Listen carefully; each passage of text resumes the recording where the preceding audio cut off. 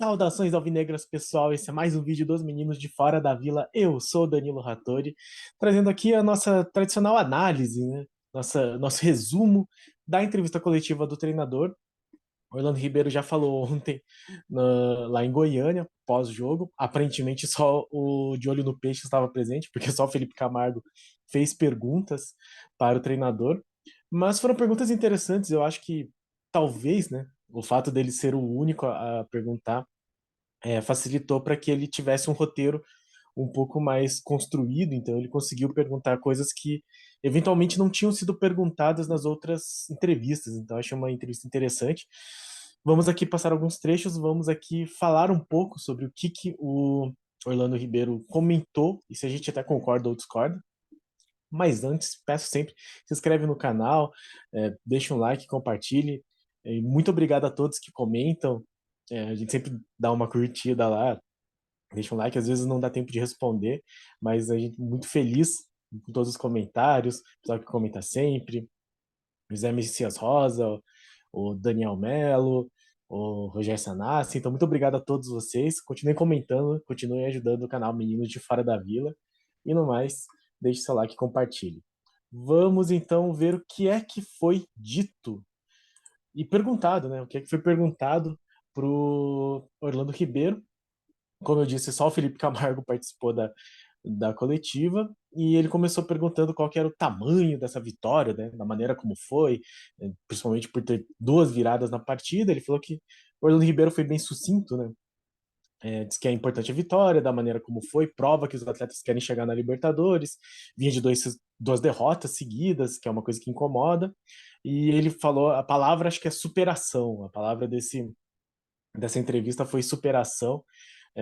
A superação falou mais alto que o resultado, os atletas se superaram, os atletas se dedicaram, então acho que superação e dedicação são as coisas que ele mais destacou da equipe hoje, o que é ruim porque quer dizer que a atuação técnica e tática não foi tão boa, se precisou de superação. Felipe Camargo perguntou algo muito importante, que é a questão na defesa, ele até fez duas perguntas com relação a isso, mas começou perguntando sobre os erros que a defesa teve, por que é que foram todos esses erros, e também sobre o Maicon, por que que o Maicon não entrou jogando, não foi nem relacionado se isso era uma decisão da comissão técnica ou se tinha ainda uma preocupação com relação física. E o Orlando Ribeiro falou que pelo Maicon estar vindo de contusão, não está 100%, ou não está com ritmo de jogo, foi uma opção da comissão técnica. Ele disse que conversou com o Michael, conversou com o Luiz Felipe para eles não começarem. Então teve esse diálogo com o Michael para, inclusive, ele não ir para essa viagem. E aí ele falou de aproveitar o momento do Bauerman e do Alex, o que não foi muito animador, porque a atuação dos dois foi meio ruim. E aí ele deu aquela esquivada que ele sempre dá. Que ele sempre dá, não, né? Eu acho que é válido, porque você pode mudar a sua visão assistindo a partida, mas ele falou que tem que assistir o jogo para ter uma opinião mais concreta, vai ver o jogo com calma. E aí ele falou que manteve o Bauerman e o Alex por ter tido um jogo bom e não ter pressa com relação ao Maicon e o Luiz Felipe. E até porque faltam só 3 jogos, então ele achou que fosse precipitado usar o Maicon e o Luiz Felipe. E aí até sábado eles vão decidir qual vai ser a dupla titular. Eu li só a manchete que o Alex sentiu dores, então talvez tenha sido isso a substituição no intervalo, né, um pouco depois do intervalo, próximo do intervalo, para o Luiz Felipe. Possivelmente, então, o Alex sentiu e deve voltar ou o Luiz Felipe ou o Maicon para fazer dupla com o Barman. O Felipe Camargo perguntou de novo sobre a questão do Maicon, se ele está bem fisicamente, se ele vai estar à disposição no sábado.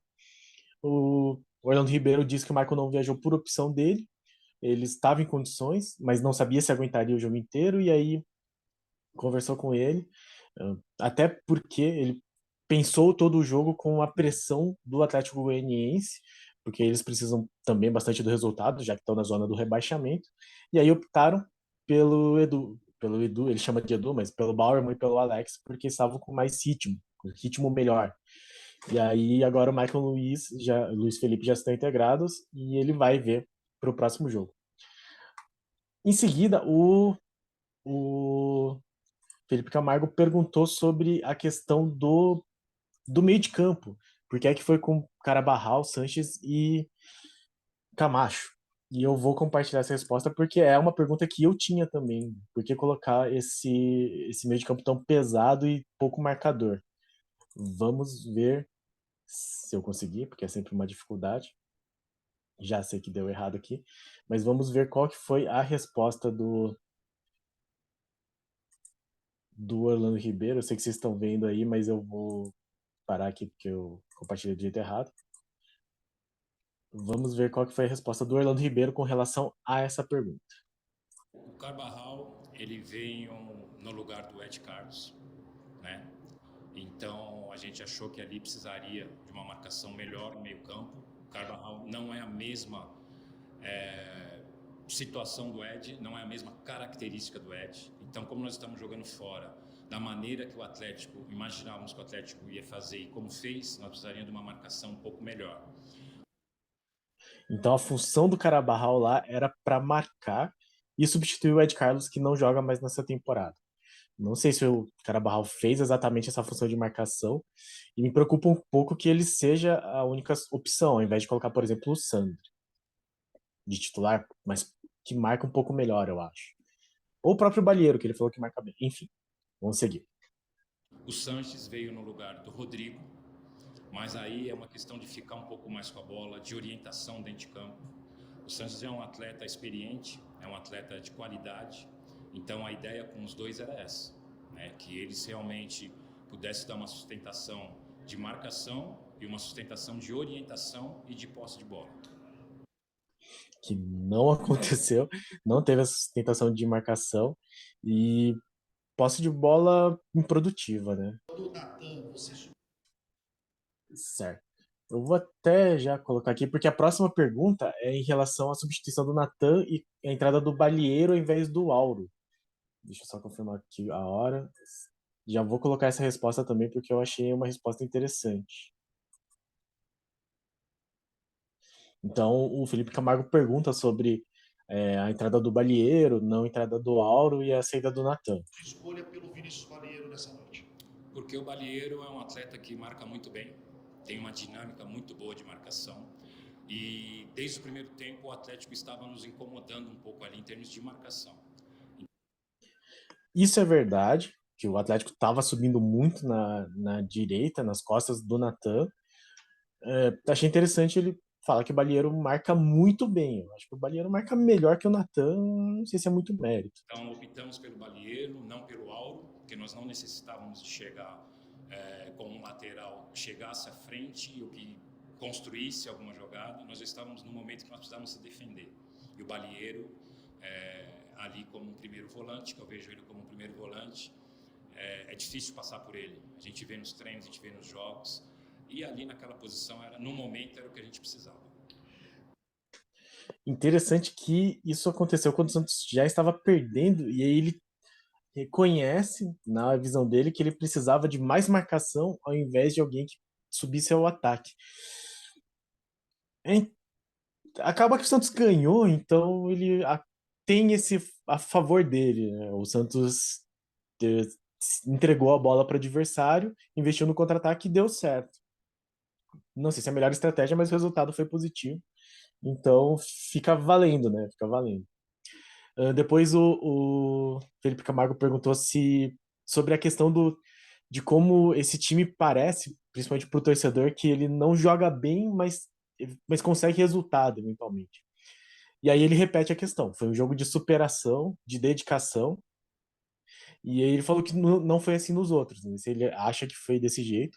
Ele acha que contra o Inter é um jogo que o Santos não jogou bem, mas nos outros foi de médio para bom. Os outros a gente lembra que é Atlético Mineiro, Atlético Paranaense, Palmeiras, Corinthians, Flamengo. Qual que foi a outra vitória do Santos que teve? Red Bull Bragantino. Então, jogos que ele acha que foram de médio para bom. E aí o resultado não veio nessas derrotas. Né? Um time que na mão dele, inclusive, não empata, ou ganha ou perde. E aí ele falou: se o resultado vier com dedicação e luta, bom. E ele veio. De novo, fica a questão de não ter um primor técnico ou tático aí. Ele exalta a questão da dedicação. E aí a última pergunta é relativa ao Lucas Barbosa, Marcos Leonardo e Ângelo, que foram diferenciais nessa partida. E aí ele falou sobre, principalmente o Marcos Leonardo e o Ângelo, começou falando sobre isso, que são atletas de potencial alto, seleção brasileira, e aí já define. Ele falou que precisam de algumas etapas, que são muito jovens, mas o potencial é muito alto. E aí ele gastou um pouco mais de tempo para falar sobre o Lucas Barbosa, que ele, segundo ele, é um dos atletas que mais se dedica, que ele acha que não tem a necessidade de ser tão criticado. O Lucas Barbosa realmente sofre mais críticas. Ele falou que ele se dedica, que ele é jovem, que ele precisa de paciência, que hoje marcou, das outras vezes que ele não marcou, ele não foi tão mal assim na visão do Orlando Ribeiro, e que vai melhorar cada vez mais. Então essa foi a entrevista do Orlando Ribeiro com relação principalmente a esses três jogadores. E aqui eu vou fazer uma pequena análise que eu achei que ia ficar muito comprida no outro vídeo, mas o time do Santos não é tão ruim quanto as pessoas tendem a olhar, assim, muita gente já tá na vibe do se não melhorar muito o time vai cair, porque tá subindo Cruzeiro, Grêmio, e aí vai subir o Bahia, o Vasco, o Sport, Ituano, que também é um time muito chato pra gente. Mas o time do Santos tem bons potenciais. Eu acho que o Marcos Leonardo e o Ângelo são dois jogadores que realmente são muito jovens, mas que já mostram muita maturidade futebolística, digamos assim. E se o Soteldo voltar bem, e o Santos conseguir manter os jogadores saudáveis, tem pelo menos uma espinha dorsal ali. Você tem um Rodrigo Fernandes que é muito bom primeiro volante. O goleiro João Paulo, a dupla de zaga com De Bauerman e Maicon é uma dupla de zaga consistente. E com um ataque com Soteldo, Ângelo e Marcos Leonardo é um ataque muito perigoso. Eu acho que a gente fica com esse problema no meio, que é realmente complicado de você arrumar, né? O Santos não conseguiu arrumar esse meio de campo. Mas pelo menos com o Rodrigo Fernandes você pode colocar jogadores como o Sanches um pouco mais livre, o Zanocelo, enfim, o Ed Carlos eventualmente. E aí ficam os problemas das laterais, que realmente são os problemas. Não tô, Natan talvez só entre bem com três zagueiros, enfim, mas o Santos não é essa terra arrasada, absurda, assim, em termos de futebol, em termos de potencial de elenco. Eu acho que Marcos Leonardo e Ângelo são dois jogadores diferenciados, eles têm jogos ruins, a gente critica quando acontece, mas tem que lembrar que eles são realmente muito jovens, tanto que quando eles são convocados e jogam nas seleções das categorias, eles sobram em relação aos outros jogadores, né? O Marcos Leonardo marca 5 gols no jogo, 3 gols no outro, porque eles são realmente muito melhores. Eles estão no profissional porque eles são muito acima dos outros. Então eu acho que pro ano que vem talvez não seja essa coisa terrível que tem se propagado. O Santos acho que só precisa mesmo é de planejamento. Agora que chegou nos 46 pontos, que tem um planejamento muito sólido nesses próximos 2 meses. Nós temos 2 meses e mais um pouquinho, se contar que demora um pouquinho para começar o Paulista, para definir o seu futuro enquanto futebol, né? Se vai ter um executivo, quem é o executivo, quem é o treinador, se eles já conversam, fazer isso o mais rápido possível para que tenha um planejamento, para que tenha um tempo de preparo e essa pré-temporada seja bem feita. Então é isso. Eu falo isso porque depois de uma entrevista do Orlando Ribeiro, que a gente não sabe também se continua, que ficou colocado aí como o treinador até o final da temporada, vai ficar. Você já conseguiu 46 pontos, não tem por que tirar ele agora. Mas fica sem definição se ele é o treinador para o ano que vem ou não. E o Santos deveria definir isso o mais rápido possível. Vamos ver quando que o Santos fará, mas eu acho que o Santos tem potencial e eu espero que escolha um treinador que aproveite o potencial que o Santos tem, que eu acho que existe, principalmente nesses jovens como o Ângelo e o Marcos Leonardo. Certo, pessoal? Essa foi a nossa análise aqui da coletiva do Orlando Ribeiro, uma coletiva bastante curta, só uma pessoa fazendo perguntas, mas eu achei que teve interessante esses elementos aqui, um pouco preocupantes, né? Essa questão de colocar o Sanches e o Carabarral para dar mais sustentação, nitidamente deu errado, mas esperamos que o Santos consiga sempre melhorar e conseguiu vencer, né? Com superação e dedicação, como disse Orlando Ribeiro. Nesse meio tempo, hoje já é quinta-feira, sábado o Santos já está de volta a campo contra o Avaí. Esperamos que com um bom jogo lá em Barueri para conseguir esses 3 pontos, que, bom, é um Avaí quase rebaixado, mas falaremos mais dele amanhã no pré-jogo. Muito obrigado a todos que assistiram o vídeo até aqui, muito obrigado a todos os nossos inscritos, já batemos 905, obrigado a todos e a cada um de vocês.